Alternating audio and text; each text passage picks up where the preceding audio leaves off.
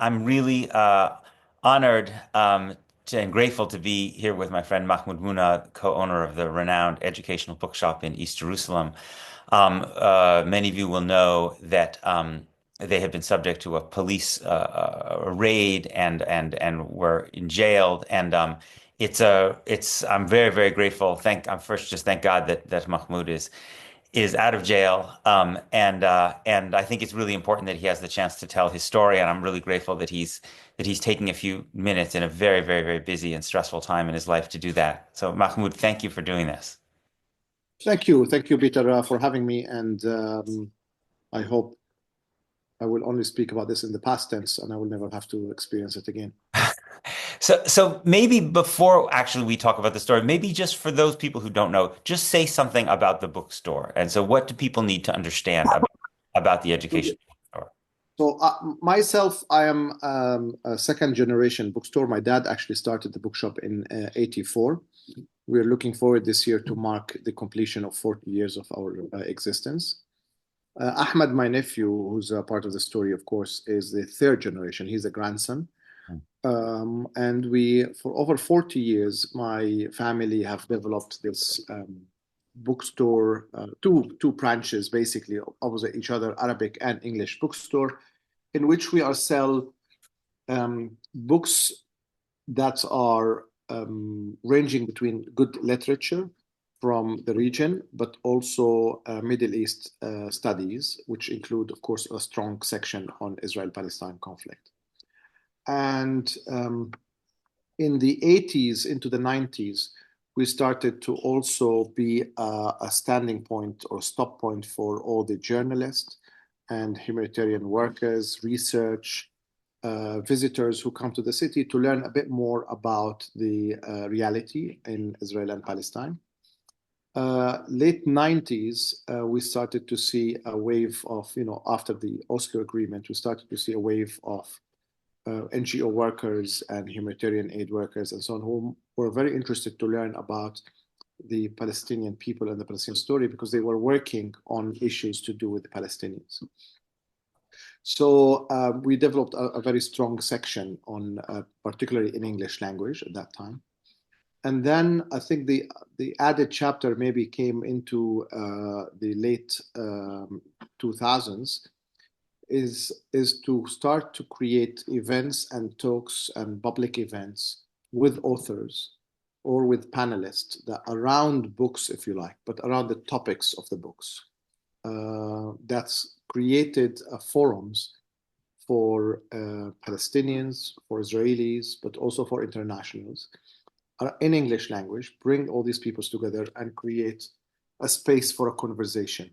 We never had, and we don't think it's our role, is to have a position, a political position. What we do is we create spaces in which different political positionings and different conversations and different narratives, so to speak, can intertwine and collude and clash and so on.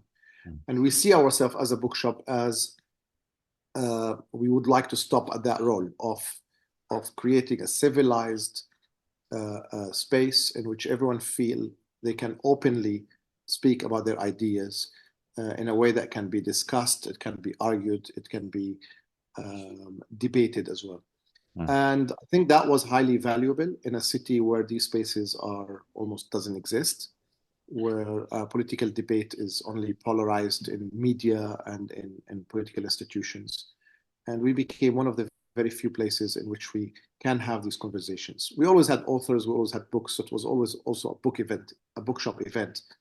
But it's more than just a bookshop, and it's more than just a book event. It's a conversation among people who are interested in Israel-Palestine conflict. That's really what we do. So it's a social institution, cultural institution, if you like.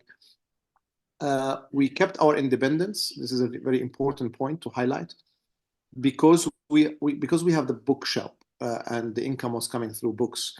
We did not have to receive funds from anyone. And we kept our neutrality and our objectivity and our independence, and therefore we were not filling anyone's agenda. So sometimes we were harsh on the Palestinian side, sometimes harsh on the Israeli side, sometimes harsh even on the international side.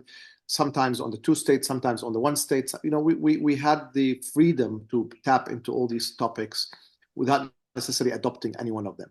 As long as we are civilized in our discussion, we had no limitation to what kind of conversation we could have. Of course, within the boundaries of being non-violent and non-racist and so on and so forth. Mm-hmm. So tell me about what happened on the day that the police or maybe if you need to start the story earlier, you start it where you want to start it. But tell me about the story of what's been happening over the last couple of weeks. I mean, uh, yeah, it is really on Sunday afternoon, exactly almost a week ago, because it's for 40 years we never seen any level of harassment from the Israeli police on that level. We had the different authorities coming at different times for different reasons. Sometimes, whatever municipality, sometimes the health authority, sometimes the fire brigade, sometimes the taxes, whatever. But we think it wasn't in any way targeting us. And it was always kind of small scale.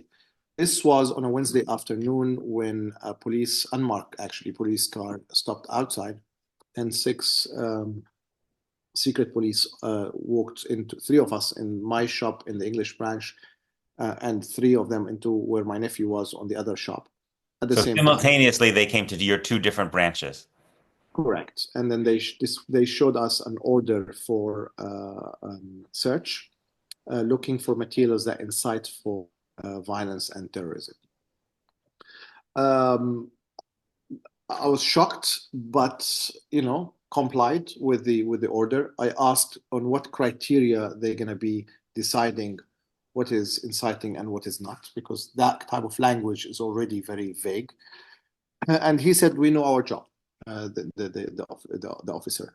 He asked me if I need a witness on the search. I said, I really didn't think it's going to be, and I thought they're going to be searching. I thought they're going to be opening backside cupboards and actually looking for something. But actually, they started scanning the bookshop, and they started with the German and the French and the English. Sorry, the French and the German and the Italian section, and then eventually into the English section. They didn't know English. They clearly didn't know English.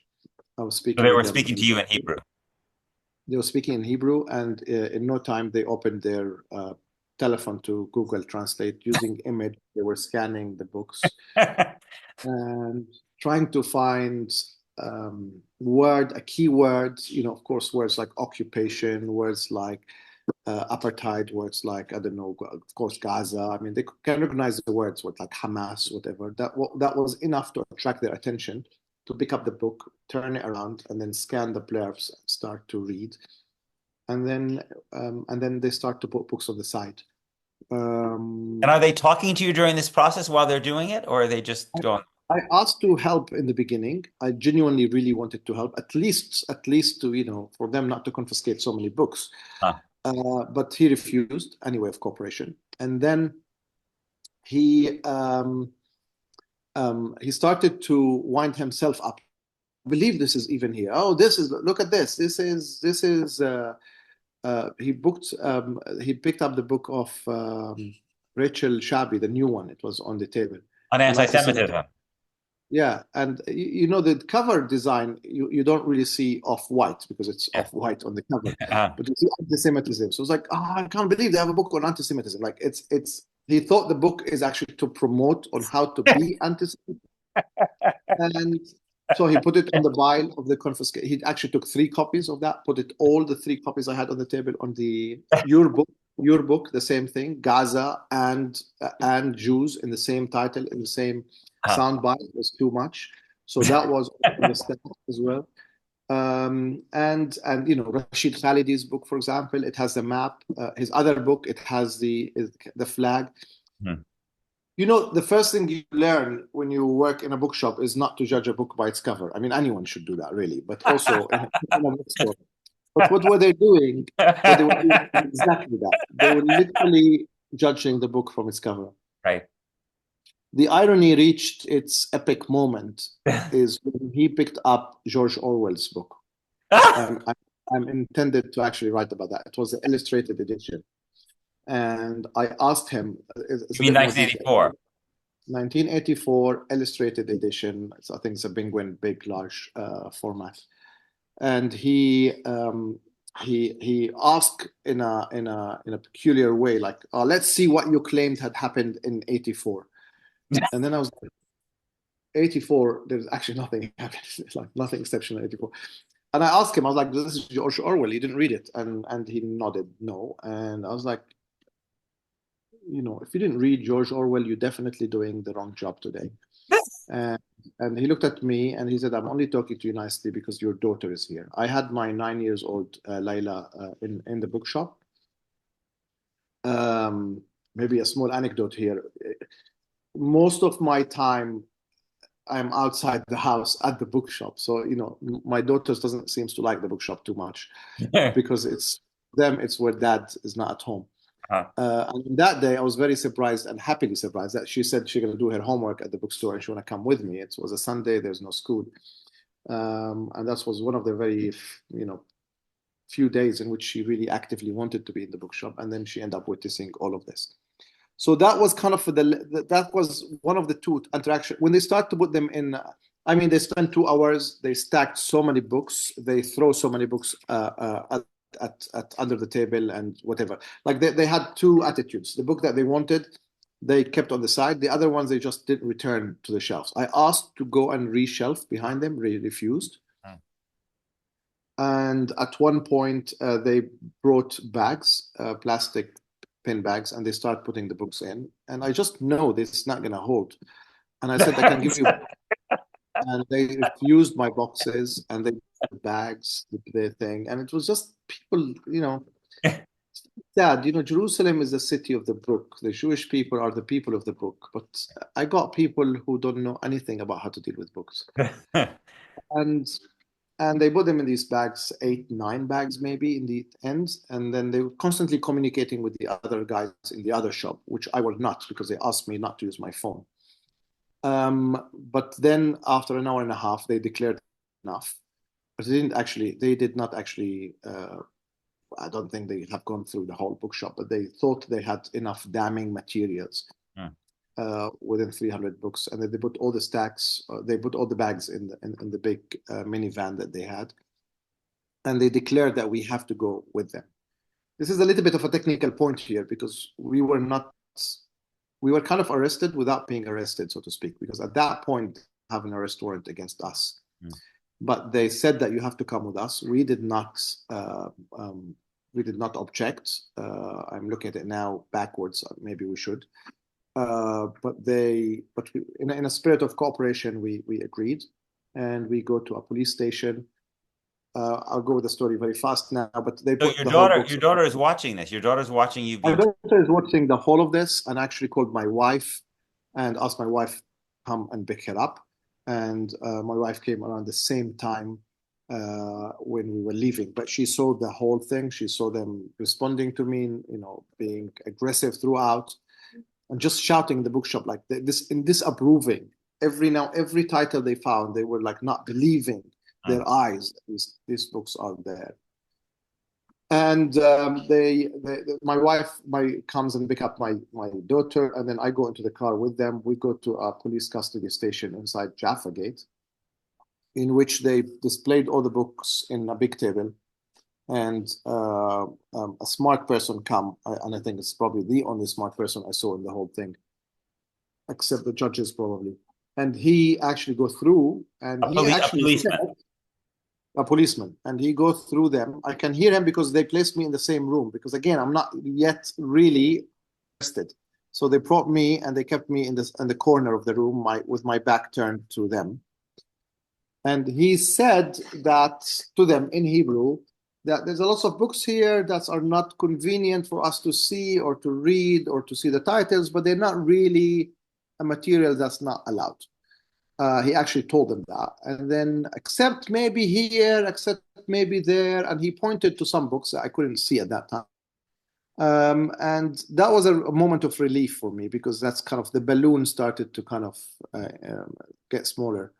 And he basically advised them to pack everything except those books that he pointed to and to send back and then to try to do a case.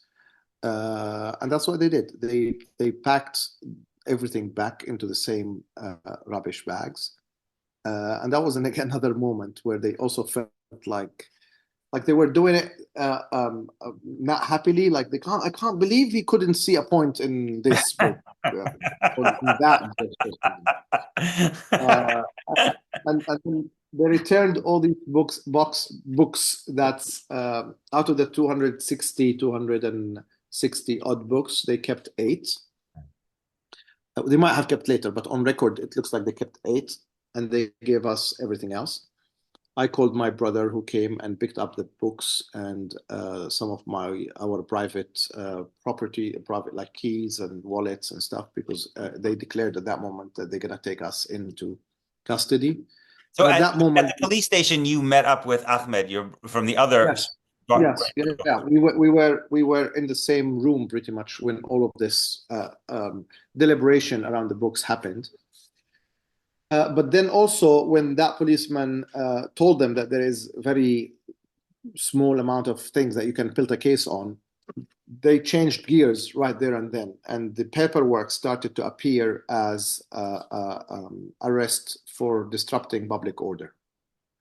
So when they learned that they couldn't make a case for incitement, they jumped into this second um, protocol, which is disrupting public disorder, under which they can actually arrest us and keep us in custody. And sure, they did for that night. They couldn't find a place in the Russian compound, the notorious Israeli detention center, for both of us. So they sent me first to there, and then I later learned that Ahmed stayed in this old city detention center, which is actually not fit for keeping people overnight. Yet they kept him. And the next day we've So they been separated you. They kept him overnight in this area where the police had been, and then they took you to a the old different. city Jaffa Gate, Yeah. and myself, I was taken to the Russian compound. And I mean, the minute this is a very interesting also part of the story, the whole or very sad part of the story, the whole conditions of custody and detention. But immediately, the minute I entered the Russian compound, I was treated as guilty until proven otherwise. Although in technical terms, I was still um, well, I'm still in detention, but in questioning basically. They kept him in the other police custody, and the next day, oh, and they did a very quick interrogation for us, very technical interrogation, not a single question about the books. It's all about when did you join the bookshop, what do you do, what's your job, how are you getting paid, what's your salary, blah blah blah blah blah blah. But wasn't really in any way about the books. The next day, we met our lawyer before the court, and then we go into a court in which the police declared that they are building a case for us using eight accusations. The judge immediately told the police prosecutor that you really shouldn't. You only have number four. That's his language. You only have number four to really try to, but the rest is pointless. Don't even try. And they asked for 8 extra days of detention, in which the judge, after listening to our defense, our lawyers, he took down to one, and he gave them one more day to prepare a case. We got sent back again to our respective detention centers. I'm saying this very quickly. We got returned, but every minute of that journey from the court to the detention center, from the detention center next day to the court, is full of shoving and insulting and swearing and direct, not directed intentional, not directed but intentional violence, handcuffed, blindfolded, and then when you are dragged basically by force to walk faster in a way that you don't see anything, you're just walking, you're constantly bumming into doors and seals and corners, very intentional, but not yeah, I don't know how to say it, but it's not like they are pushing me against the wall, but they are like dragging me in a way that I don't see. I have to go left now, and I'm just finding myself facing a wall. So you very horrible. And the cell itself, where I was with 10 other detainees, had no soap, no hygiene, no lights, no clock, um, no pillows, very thin fleece to cover, no um, no heating in the room. In a freezing Jerusalem, last week was very cold in Jerusalem. Like the whole conditions, I mean, I know prison is difficult, but this is beyond difficult. This is more inhumane and not fit for humans. So The there was food no was very. access to, there was no, you said no hygiene. Can you just, I mean, if you do, or did they allow you to go out to use the bathroom? No, Or did there is a toilet inside the room for the 10 people, which is not a closed bathroom, and it's open from the top, and the door doesn't shut, and there's no toilet paper, and there is no running water in the seats. So, I mean, you know, it's one is personal hygiene, but also getting, I don't know how to say it, but getting the discomfort of everyone else in the room if you're using the bathroom, because they all have to suffer when you are using the bathroom. yes. Um, and no toilet paper and Yeah. no wet, nothing. I mean, it's except a sink with the running water and a broken shower. There was nothing in terms of hygiene whatsoever. The clothes I was giving in to dress were had no buttons, so the shirt was completely open, and there was no and clearly wasn't clean. Someone else before me has worn them. There was the sleeping mattress is basically a yoga mat, and there is no pillows and there's no duvets. It is just a fleece, which is also dirty and smelly. Nothing get washed. Everything basically gets circulated from one prisoner to another. Um, so yeah, so it wasn't really. I mean, saying just you get and the move is very violent when you move from one place to another place. They're basically treating everyone as a hardcore kind of whatever terrorist, I guess. And did they feed you? Uh, What did they give you food? What was?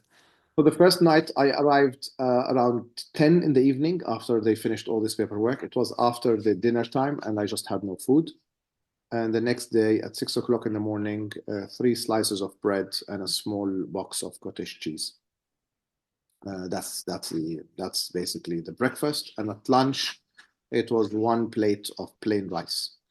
Hmm. And that's it. Not even no drinks, no vegetables, no fruits, no really nutritious, no nutrition. It's all carbohydrates, basically, just to keep you fed.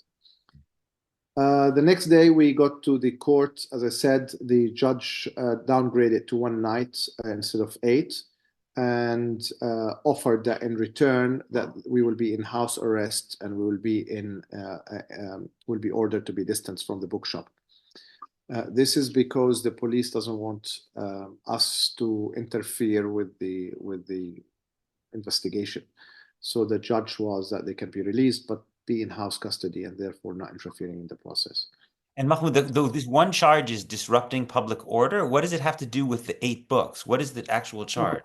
Nothing. I mean, it's nothing. This is a catch-all kind of legal term that's under which you can basically lock anyone. I mean, it's the shifting gear is also shifting directions because the first one, it's about the bookshop being insightful, not about us. Hmm. The disrupting public orders is now about us, not the bookshop. So it's a complete change of strategy, if you like, from their side, but it's also downgrade and it's also coming down a tree, if you like. So in a way, it's a welcome news. At that point, it was a welcome news because it was already seeing them on the retreat. And so they weren't Um, even claiming, they weren't even saying that they had kept these 8 books, but they weren't even using the 8 books to say that these books were inciting right, terrorism or whatever. No. right. It's our lawyer tried to question them on that to question actually like how many books, what they are, what you're going to do with them, how you're going to decide. Is it like you're going to read them now or you're going to give them to an expert who's going to evaluate, like how you decide if a book is inciting or not? But they were not really giving any answers because everything is being constructed now and we don't want to tell you anything now, but we'll tell you tomorrow because we're building a very complicated case. It was funny. Even me, I believed them that they're actually building something. But the judge downgraded the request to one night. We go back. We stayed. We actually we go back, but in the way that the lawyer asked us if we wanted to appeal. And I remember telling him, every 1 minute less in this place is a gain in my life. So I would like to appeal that even. So at 6 o'clock in that night, same night, we go back to the Central Court. And is Ahmed with you in the is in the prison And now? Ahmad not in the prison with me at all, but we appearing in the court together, and Okay. then we get separated. So he goes to the appeal, we go to the appeal, and then the judge, and that's a very interesting also for the Israeli legal system anyway. The judge have a go at the persecutor because they basically have not followed their own protocols, uh, and they are basically playing in two different fields at the same time, and they're not consistent. But in still, he refused the appeal because, in his words, the court was next day at 10 o'clock, and there's no point now in reversing decision that has been made at 6 o'clock in the evening. And in his eyes, it's just like just stay the night, and then the next day in the morning, you have a case anyway, a court. I think the judge doesn't know the conditions of that 12 hours or 16 hours that we had to spend extra. But we lost the appeal. We go back to the detention again separately in each one's place.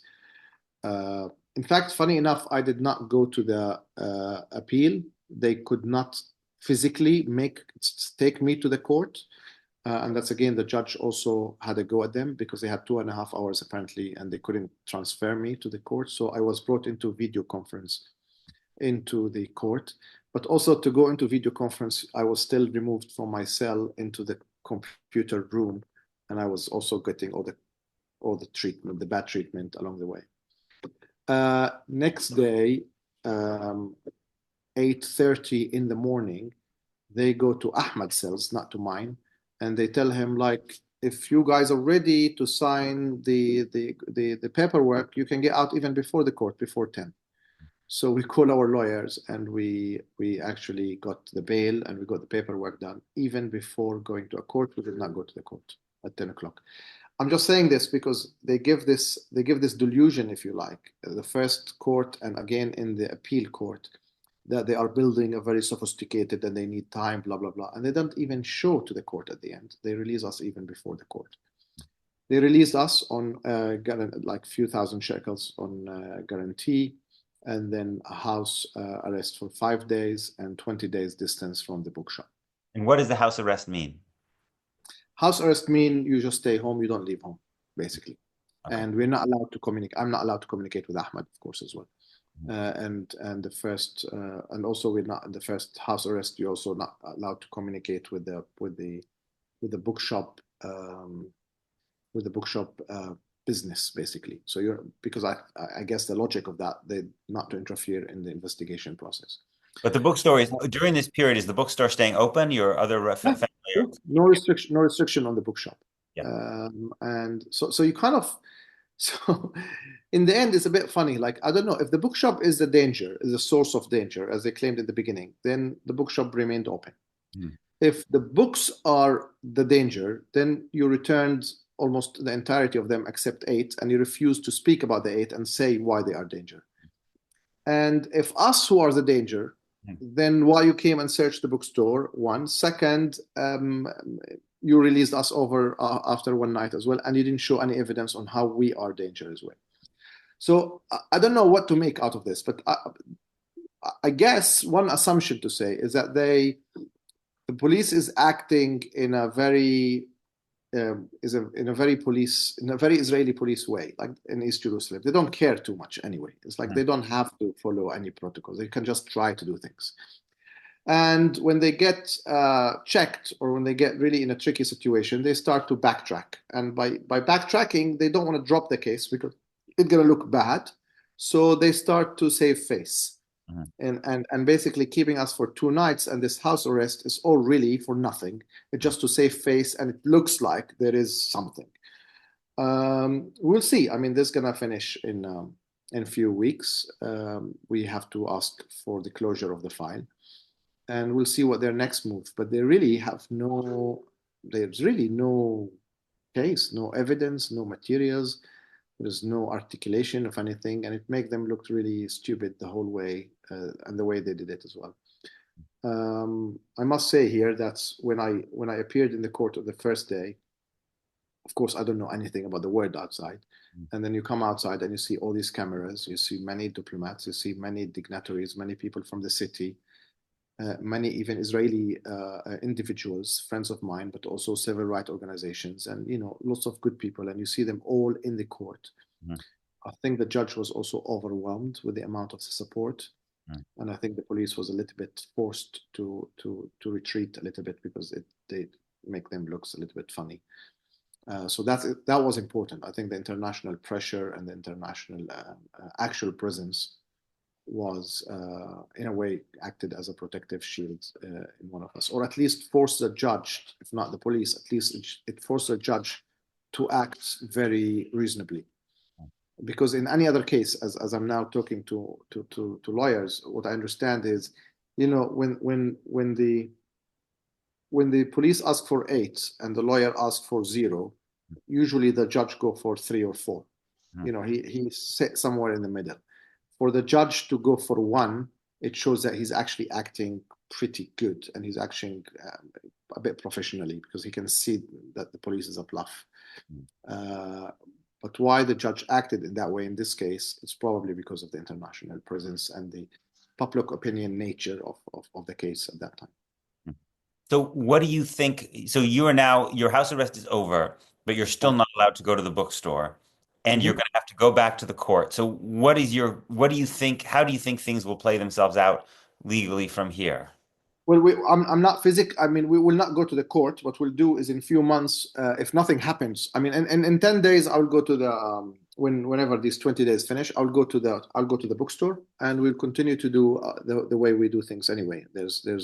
We have not been presented with any list of banned books that we should not sell. We don't sell racist and any books that we feel anyway unethical anyway, so there's really nothing that we have to change course on. If they move forward with further investigation, then we will cooperate and we respond, and we'll have to see how that develop. But if they do nothing, which is probably what is expected, then in few months our lawyers will ask for a closure of the case, and that will be the end of it in terms of paperwork. I hope that the state is not really going down the line of starting to banning books. Um, um, and if they want to do that, I could actually give them some consultation on how to do that. They will have to look at some regional countries around us, not very Uh-huh. far away, Uh-huh. and they have to duplicate that system. It's not, they're not going to reinventing the wheels. It's dictatorships have done this before, and there's a way to do it. You create a ministry of information, and you employ a minister. Maybe Ben Gvir will be a good candidate for that. And then you employ people who read magazines and newspapers and books and online outlets, and they have a green pen and a red pen, and then they start creating lists, and they have to read very fast, and they have to read in many languages, and they have to produce Excel sheets every day in the morning with what is allowed and what is not allowed. This is the way to do it. If they want to do it, this is how it is. But we cannot operate in or cooperate in this gray zone in which is left to some uh, um, low-grade policeman with a Google Translate app to decide what is a book, if it is inciting or not. Yeah. And it all looks funny because it is funny. There is you really cannot do banning and policing of books and such a ways of censoring in a smart way. The minute you're gonna like any it's not really, for me, it's not coincidence they eventually got to George Orwell 1984. I don't think it's coincidence. Any police who are going to start to do censoring will go into any other bookshop, and they're going to eventually come to 1984 book. I mean, because that's what it is. So there's no smart way of doing it. Really, the smart way is not to do it at all.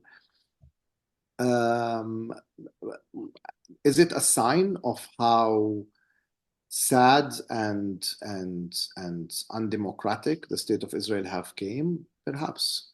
Is it a step that could be crossed and goes beyond? Possible, but it is really sad, and it is whether you love Israel or you don't, you will have to be really worried about where we are now, Yeah. and you have to be concerned on what is the next step.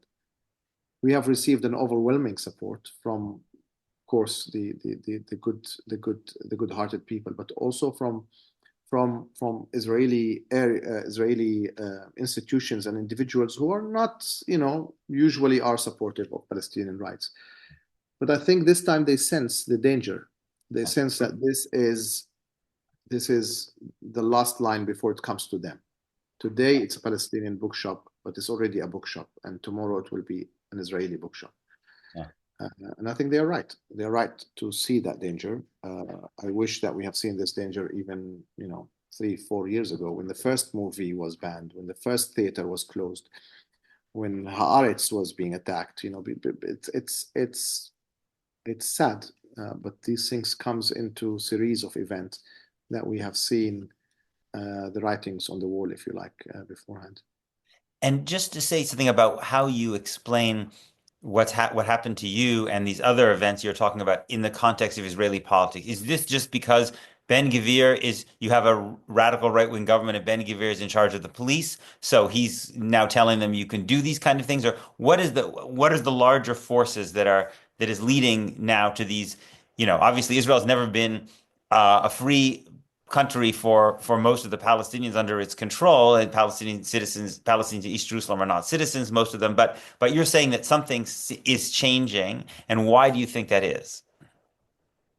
I mean, I think for the last few years there was a concentrated attack on Palestinian cultural institutions in Jerusalem that had any programming that's also include the Palestinian national or cultural identity. I'm particularly remembering the theater. I'm remembering the music school. I'm remembering the multidisciplinary cultural center in Jerusalem. I'm remembering closing And one. what happened to those institutions? It's just coming either coming on using different sticks, the tax, the municipality, you don't have the license, or corruption charges, or actually closing events. I mean, the Palestinian National Theater had probably no less than 50, 60 events that has been shut down. We have seen a movie, Lud, for example, recently has been even banned from screening in a city like Jaffa, for example, adjacent to Tel Aviv,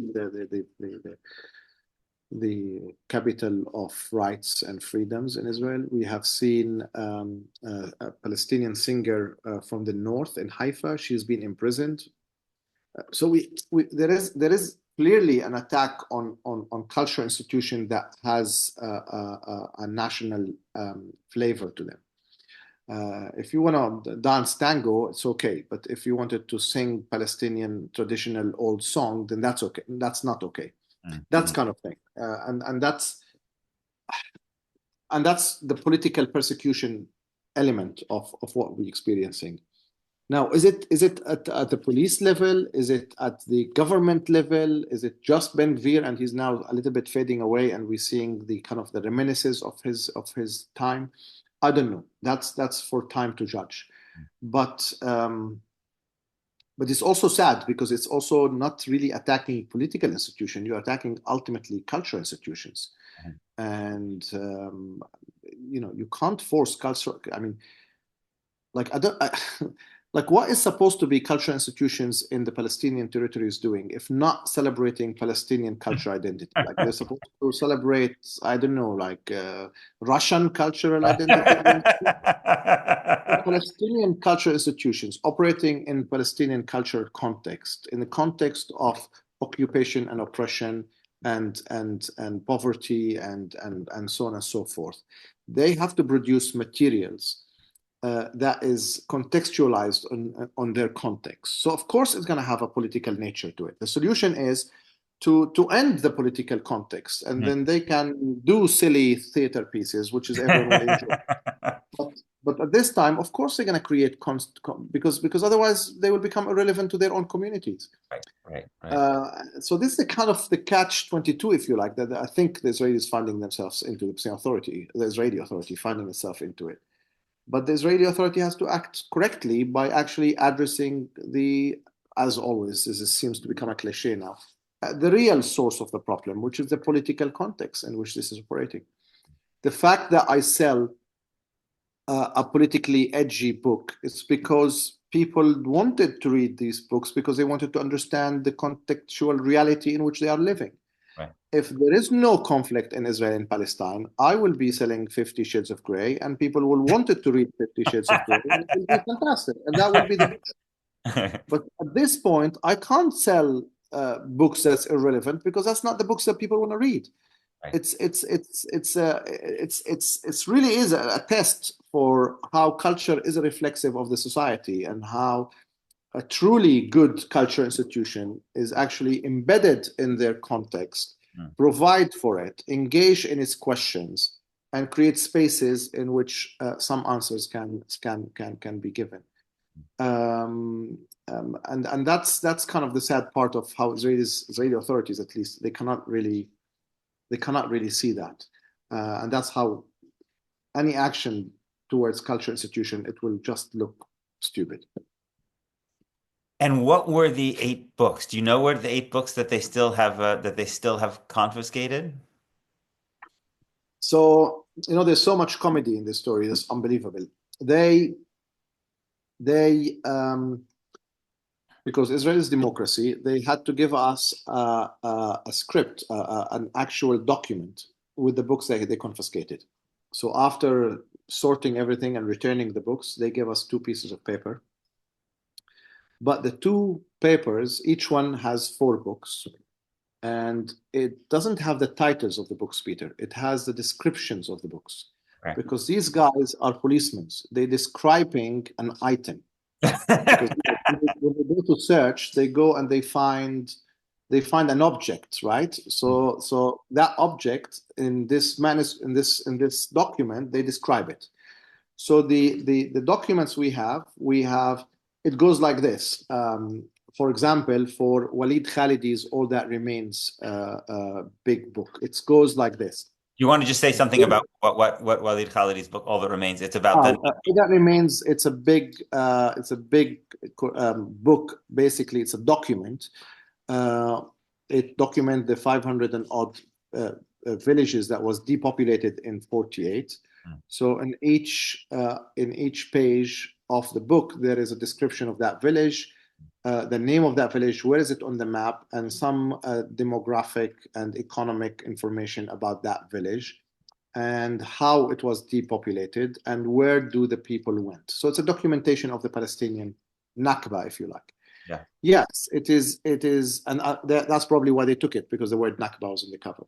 So that's it's an edgy political book, if you like, but it is an archival material of 75 years ago. So in the document, it goes like this: a large blue book with a picture on the cover of an old village, and in Arabic. And what else it says in Arabic? That's it. And then from there, we'll have to remember from when they took books, Okay. what would be the book.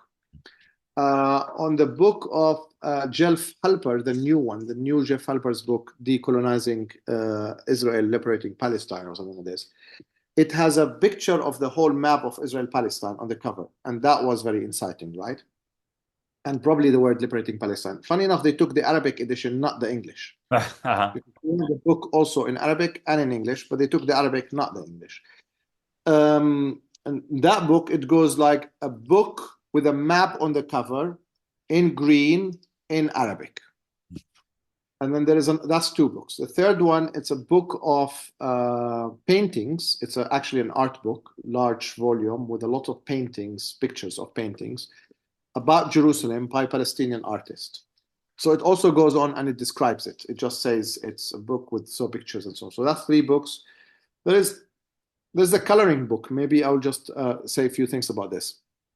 In all honesty, the coloring book, they took it from the Arabic branch, and it was actually in the little storage room at the back of the bookshop. Because what we do in the other shop, we have a shelf for books that are given to us by others that are recommended that we should stock them. Lots of that happen every day. People come, this is their friends, this is their book. They think this book should be sold in our bookshop, blah, blah, blah. So they give us a copy and we put it on that shelf. And then we review it and then we decide yes or no. That book for us was under review because it was given to us by actually an American person a few weeks ago. And it was sitting in the storage. It's not actually in our inventory. It's not a book that we sell. And I'm not trying to disown the book. I'm really genuinely trying to tell the story of that book. But yeah, that book was described as a book with From the River to the Sea written on the cover, and it's a coloring book, and so on. So this is four books. What is the fifth book? There is an institution in the north called Madar. I don't know if you know it, in Haifa. And what they do is they translate Israeli media and think tank reports in Arabic. Mm. And they publish a periodic magazine. It's called Israeli Affairs. So actually, they took one periodic copy of this magazine, periodic magazines. It is titled Israeli Affairs, but it's actually what it is. It's an Israeli articles translated back into Arabic. Okay. So that's five. We know six, or we managed to identify six out of the eight, but there's two that we can't really know what they are because their description is unclear. Maybe I've gone through all of them. Maybe I missed one. But it's very funny also the way they have documented Mm. these materials Yeah. in a way that describing them. It's also, I truly believe that throughout the whole process, I wasn't handled by anyone who ever been to a bookstore. It's just beyond me that like they couldn't just write the title and the ISBN Right. of the book. It would Right. have been much easier and much more detailed around. You Right. write the ISBN and that's it. Right. Because now describing the book, even legally, is not binding because I don't know which book you're talking about. Right? Yeah. It could be another book. I could accuse them in the future that they have changed the book because I don't know what books say. Yeah. Yeah. But it is again what happens when you get people who are never been to a bookstore, and don't speak a language, go to confiscate books from Yeah. a bookshop in a language they don't speak.